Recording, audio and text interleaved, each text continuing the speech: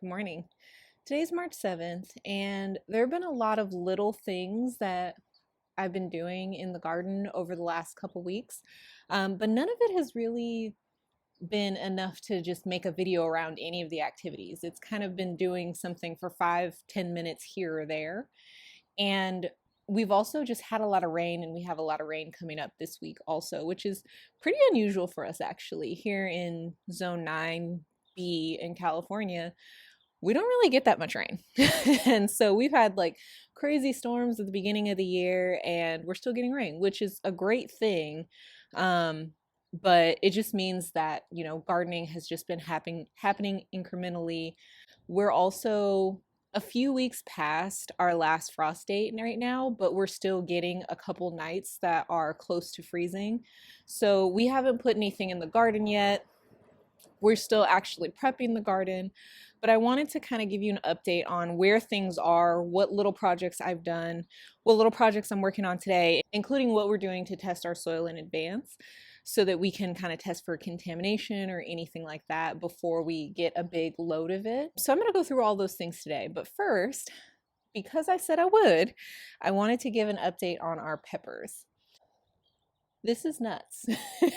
Last time I counted this, which was a couple weeks ago, I had about 140 pepper plants here. There might be more at this point, but this is where we're at. I'm super happy with this, especially this tray. Like, look at that. That's awesome.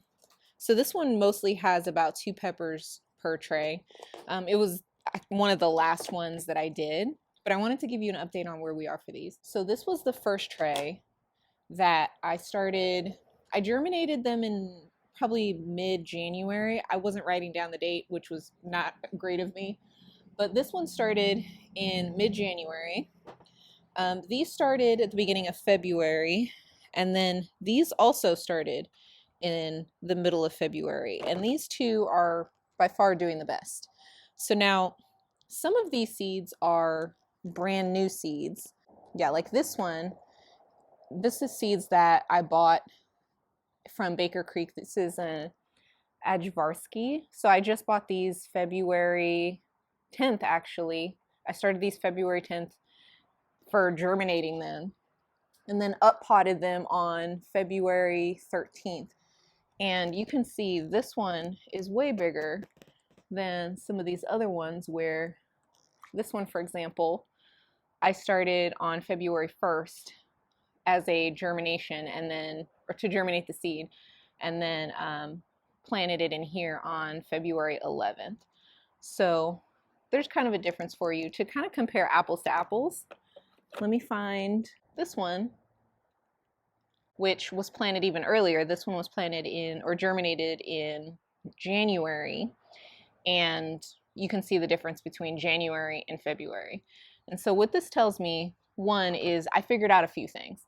So I figured out more about my lights and how to get the maximum or the optimum amount of light for the lights that I actually have. The first thing I was doing is I wasn't keeping them on long enough at all. So it's recommended that for germinating seeds, you have your lights on for 14 to 16 hours. I actually started these when I had the lights on at 12. So it wasn't enough hours of light for them. And then I bumped it up to 18 by the time I got to these. And this seems to be really doing the trick. These have also gotten significantly bigger since I turned the lights on for longer. The heat in our house has been the same for the most part. They've been inside. They also had heat mats the whole time. So those factors have been pretty much the same. But what this tells me is I can actually start plants, especially peppers, later than I thought I needed to, which is great. And they'll still be really healthy and happy. So this makes me so excited. I love this tray. I get giddy every time I look at it. And then this third tray was started around the same time as this one, but a couple days after. And some of these are smaller just because the varieties are actually smaller. Like this is a Scotch bonnet. They're kind of a little more stocky. And same things with habanadas. The plants are just stockier than those Italian peppers. And so it doesn't surprise me that some of these are shorter, but they look really good. The other thing that I've done with I did this with all of my seedlings that have kind of like, now that everything has its true leaves and real sets of leaves, I fertilized everything a couple days ago. It was 2 days ago. And so I used I'll put it on the screen, but it was basically just like a fish emulsion fertilizer, organic fertilizer. And I followed the instructions. I actually watered it down a little bit more than what they said, but mostly you just don't want to go over. So you don't want to like overfeed your plants, because more is not better. In that case, you could legitimately kill your plants. So I did that. I will tell you, the organic ones stink really, really bad. We had these outside for the day that I originally fertilized everything. All the plants were outside, but when it became too cool, we brought the peppers inside, and even with all the windows open in our house, it smelled terrible. So it's starting to calm down a little bit more now, but they still smell pretty bad. So keep that in mind. If you're using something with like fish and stuff like that, it's just gonna stink. And for us, I would rather have the peppers inside than put them in our garage, which is a lot colder at night. But at the same time, now that I know how much this smells in the house, I'm probably not going to fertilize these as often, especially if they don't look like they need them. So these look like really healthy plants to me. I'm probably just gonna wait on that until it gets a little bit warmer, and so that I can keep them outside whenever I'm doing the fertilizer. So that's the update on the peppers, which I'm really excited about this. Okay, so let me move some of these things over, and then I'll give you an update on the next project that I'm doing, which is testing our potential soil that we're going to use for our garden. Okay, so move down a little bit on this table here. The next thing I'm doing is I'm going to be doing a kind of a soil test for contamination, basically. This is because we've never done this in the past, but this is because I've been hearing a lot of horror stories of people getting contaminated soil in their gardens, and it doesn't seem to be different for organic gardeners or people who are paying more for better soil or anything like that. There seems to be a lot of issues with different pesticides and herbicides, specifically herbicides that are sprayed on fields. A lot of that is ending up in compost or in animal manure, and it's actually going through animals' entire digestive system, which is wild to me, and still not breaking down in the composting process. And what I've seen a lot of people reporting in the last couple years is that it just demolishes their garden, which is heartbreaking. One, after you spend so much time trying to grow an organic garden, and two, when you've spent that much money paying for soil to be brought in and compost to be brought in. So to try to prevent that a little bit, what we're doing is we're testing out soil from 2 different companies. And so this one labeled 1, this is the company that we ordered from last year. And then we also wanted to just try a second company to see which one we liked more. What you can do, I called a bunch of different companies and got their prices, and I looked at, basically like what was the soil and compost mixture that we were looking at getting and which ones were comparable. And these were the 2 that I liked the most out of the options that are near us that'll deliver in the quantities we need and all of that kind of stuff. And then I also asked them what their prices were if we wanted to get like a 5-gallon bucket just to test off of. And both of them, they were under $5 to get that kind of sample. Well, when my husband Andrew went to go pick them up, he actually found out that they would give us just like baggies full for free. And so that's what he did. So we have 1 baggie full from the company we ordered from last year, and then a new company that we wanted to try out. What I'm going to be doing is basically just planting peas in both of these. And what I'm looking for from the research that I've seen is that a lot of the herbicides, they really affect peas, beans, and nightshades. So that would be like your tomatoes, your peppers, your eggplants, all that kind of stuff. It really affects those. From my research, what you can do is you can plant something that grows really fast, like peas or beans. You can put them in the soil, and then once they sprout, and, you know, become plants, you kind of watch them for a couple weeks and you'll know if the plants start to look sickly or die or anything like that. It'll show pretty quickly on peas and beans. And so that'll tell you if there's any kind of contamination in the soil or the compost that you are trying to get. This is what I'm going to be doing. I saw a lot of different methods on how to do it. Some people will said to have 48 cell trays of each, you know, each kind of soil that you want to test, and plant a pea or a bean in each one. Another person who I follow, Jess from Roots and Refuge, who is, you know, I listen to everything Jess says. She said that what they do on their farm is you can just like dump, you have your dump load come out, and then you just plant some peas in it. So like right in the pile, and then have them grow right in there. That is a really good method, and we would do that, except for a couple factors for us. One was space. So we have enough space to have one load dumped and it basically just like blocks off an area of our side yard. And we really wanted to also test 2 different soils to see if there was one company that we liked better. So this being said, we hemmed and hawed, and I thought about this for way longer than I needed to probably.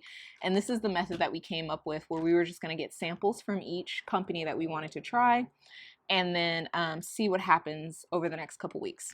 Couple flaws in this scenario. One, we could test the soil, and then the soil that we end up actually getting delivered out could be from a different pile that could be contaminated. So I have thought that through. What it came down to was we really just wanted to do the best we could as far as like the space and the different like factors we have going on here. Again, if we get a load, it's really hard for us to then get it removed and all of that kind of stuff. And it blocks off an entire area of our yard. The other thing is we had a pile of wood chips in that area that we finally cleared out. So, and I'll show you what that looks like too now. But that was there. And so earlier we couldn't actually get another load in to test. And so this was what the method that we came up with in the meantime, so that we could kind of overlap. Now, we didn't end up overlapping because we waited too long on this, but that's okay. Like I said, we're still having pretty cold nights. I'm not putting anything out, at least for the next couple weeks. We're gonna just do this and try our best with it. So this is really simple. I'm basically just dumping them out and planting them. So yeah, I might do a little time lapse on this and speed this process up for you.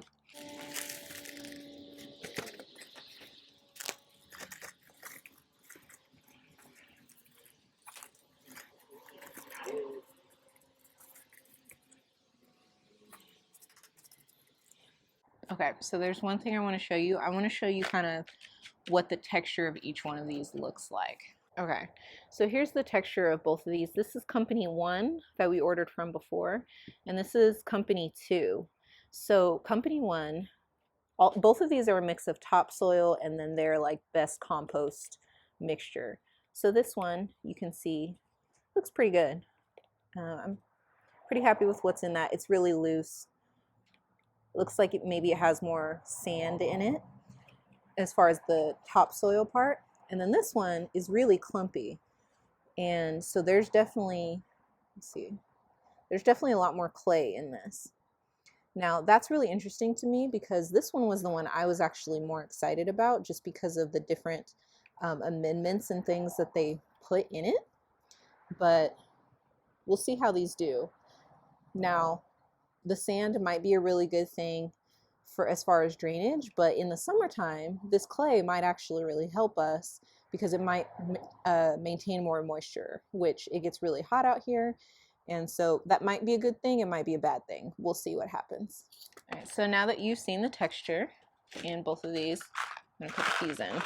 I'm gonna put about 10 peas in each one of these.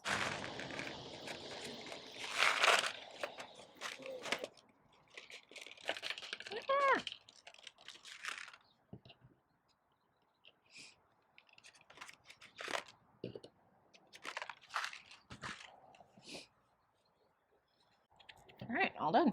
So the next step is just watering these.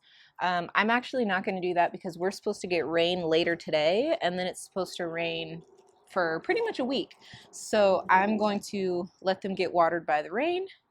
But let me give you some updates on other projects that we just kind of have going on and just where we are with things in the garden right now. So one of the things we did is we set up our green stalks and planted them out. And so Andrew filled this up for me and built it for me. And then what I did is I took all of our old strawberry plants that we brought with us from our old house and I separated them out and put them all in here. And it filled up every section except for the top right here. And so with these strawberries, I'd never actually separated strawberries before. I started very gently and then got more and more forceful as I went. I have no idea if you're supposed to do that or not. So, don't just follow that. But they seem to be pretty resilient and these strawberries have been through hell. So what I did is I separated them out as best I could and then I tried to kind of fill each pocket. The other thing I did is I took off all of the old leaves and like the dead leaves from previous years, and then I also took off any of the leaves that were red. So you can see now though that some of these leaves are red. So this lets me know, I think this is either a deficiency or it might be because it's a little too cold for them and they've just been responding to the cold and just the transplant shock. So I don't know exactly what it is, but they are still pretty green. Some of them are actually bigger than when I put them in, and so I feel really hopeful. Again, these strawberries have just been through hell, and so if we get anything off of these, I'll be happy about it. The other thing too is I'm not sure if these are actually the second year strawberries where they actually are fruit bearing, or if these are the original plant and it's too old, and so that they're basically like they've already given off the fruit. I don't know yet. And so this is all an experiment. I'm just playing with this, but I wanted to start with the strawberries that we already had just because we had them, and I wanted to give them a chance to see what they do. I'm also really, really excited to have these in a green stalk now because we used to have these in a kind of like a box that we built to keep birds and things off of them, but it didn't keep the slugs out. And so all of the fruit, by the time it was ripe, all of it had holes in it. And it was just like slugs in them. So we never hardly got to eat any of them. The berries were also really small and stuff. And so I'm hoping that with this green stalk, having them off the ground, being able to fertilize them just like from the top, with water and everything like that, it'll be a much better system. So I've seen people grow them this way and I'm really excited about it. And here's our second green stalk. So this one I planted all cool weather stuff in just because we still have some time for it. So I do need to water this, but we have a few things sprouting. I just have to find them. Oh, here's something. So right here we have a purple bok choy and that little guy there. My method here was to just spread everything out so that when it sprouted, we had different things in all of the pockets. And so right here we have some spinach coming up, and then there's more, I saw more bok choy down here. Here we go. There's more bok choy down there. And so right here we have more spinach. Over here, more purple bok choy. I think those were the two that I planted the most of. But there's also like pansies in here. There's lettuce in here, all kinds of things. I think I did a couple calendula. So yeah, I just kind of moved them around and I planted a bunch of different varieties of things. I think I had probably 10 different things that I put in here. And so this definitely needs water, but I'm really excited that things are starting to pop up in this one. Next, I'm going to take you down to the garden, the main garden part, and show you what we've done with a lot of wood chips. Oh, before we get there, let's stop at the fruit trees. So this is our peach tree, which was looking beautiful a couple weeks ago. And now you can see a lot of the leaves have turned, get this to focus. There you go. A lot of the leaves have turned red and just really weird like this. We need to actually take some of these into our garden center and see what this is. It it kind of happened during the rain, and so we don't know if this tree is sick or if it's supposed to look like this or what, but this doesn't look great. And then over here, this is our apricot tree, and it's starting to flower, which is really exciting. It has these really pretty white flowers on it, which have been really awesome to see. It looks like some of them are actually done now, but it's starting to fill out a little bit more. Another huge project that we've been working on, and honestly, we started this last fall and we finally finished it, is we got all of this back area and all of the pathways in between our garden beds wood chipped. So this has been really great. All of this mulch was created, or the wood chips were created when we got our big trees trimmed. And so we had them just kind of like mulch it up for us and leave it on the property. And so all of this has been free, which has been really awesome, but it just took us a long time to kind of get it all in. And so now it's in. Hopefully it'll be less low maintenance as far as like mowing and things like that. There are some patches where the grass is coming up behind us, so we'll have to take care of that. But for the most part, this should make gardening in this next season way easier, which I'm really excited about. So now I'm at the other end of the garden, close to the, oh, here he comes. Hey, bud. What you doing? I'm close on the other side next to the, sit. Oh, good sit, good sit.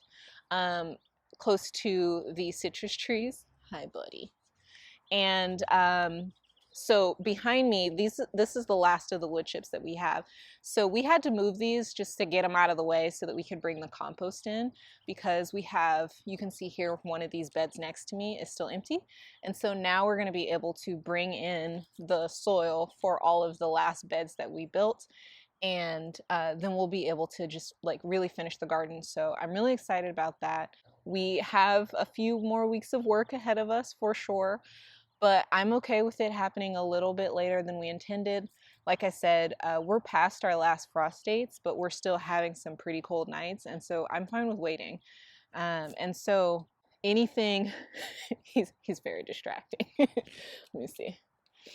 Oh, he just moved. So anything we get after that is gonna be awesome. We're only, if we are late, honestly, it'll be a couple weeks, and I don't think we're gonna be that much behind the weather. And so I feel really good about this garden season. We do have some steps ahead of us, but I feel like we're gonna get them done, and from there, it's just gonna be continuing to, button things up, make things pretty. You can see behind me, it's a lot of mowing and weed whacking that has to happen.